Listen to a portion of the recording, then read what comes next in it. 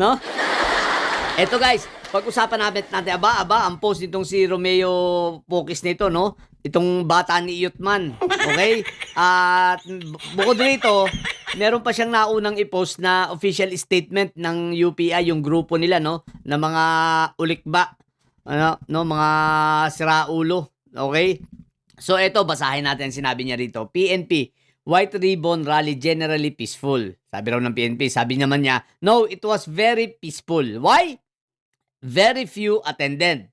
The PNP must thank the communists due to their hijack.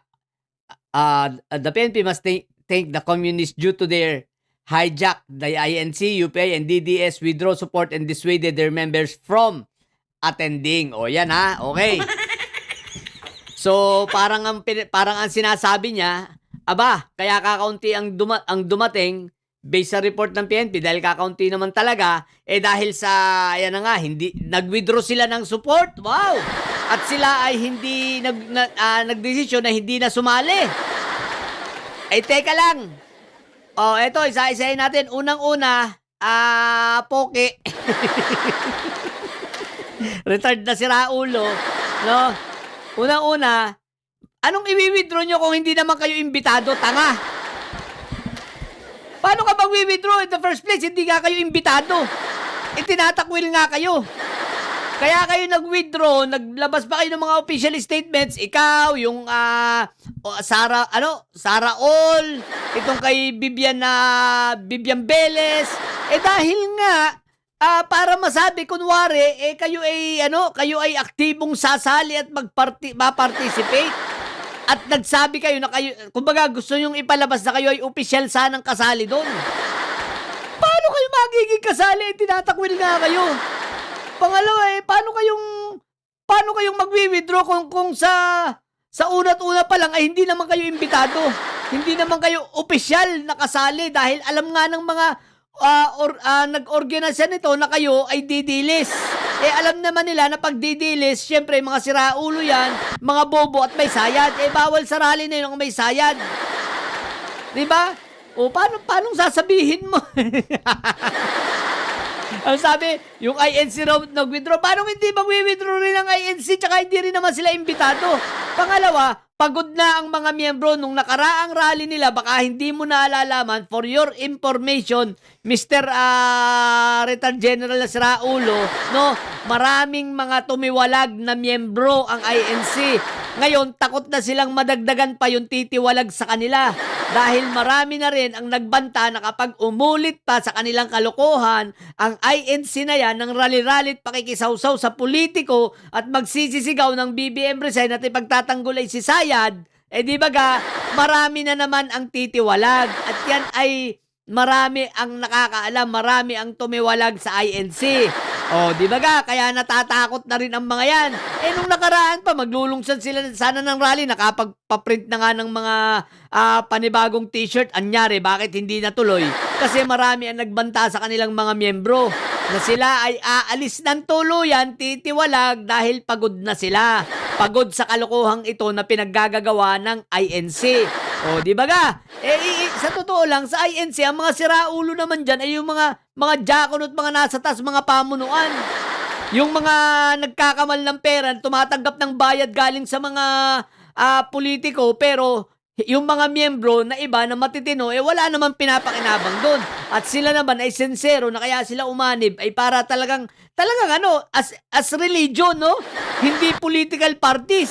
Nangyayari ngayon, parang political party na yung INC. So kaya wag kang tanga, Poke. Tatanga-tanga ka na naman. Ito sabi niya rito, tsaka raw yung mga DDS. Paano mag-withdraw ng DDS? Hindi naman niya miyembro, tsaka iilan na lang kayo. Eto ang katotohanan.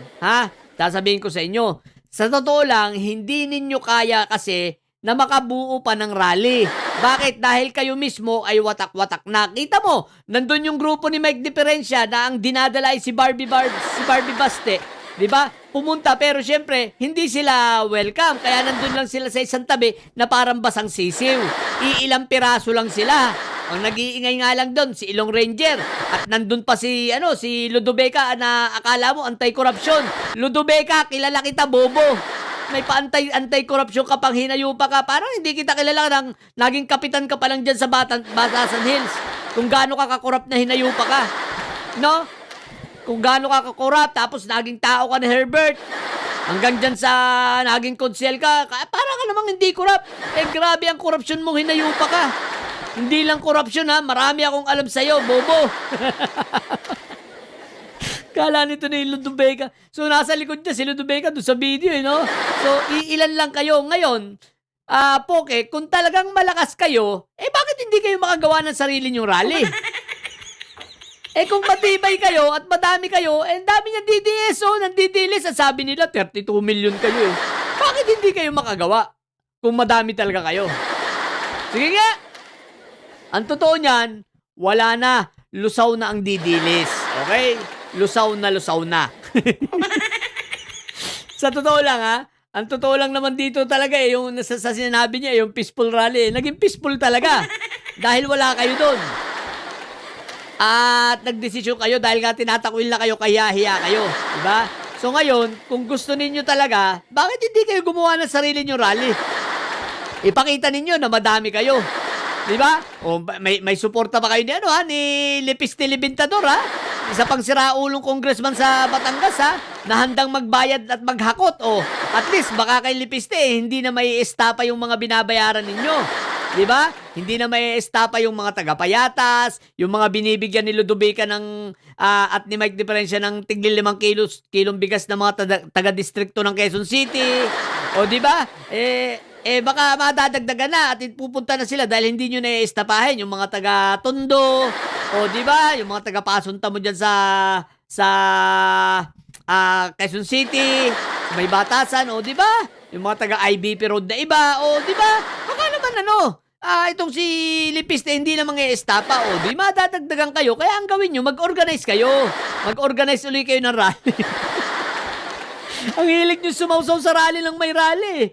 Sabi nyo, establish naman kayo. Ang dami ninyo. Madami lang kayo sa laway. Madami lang kayo ay sa social media. Kasi puro trolls. Pero walang tunay na tao. What the heck? Okay. Huwag kayong tatanga-tanga. Yun lang. Tumabubong didilis.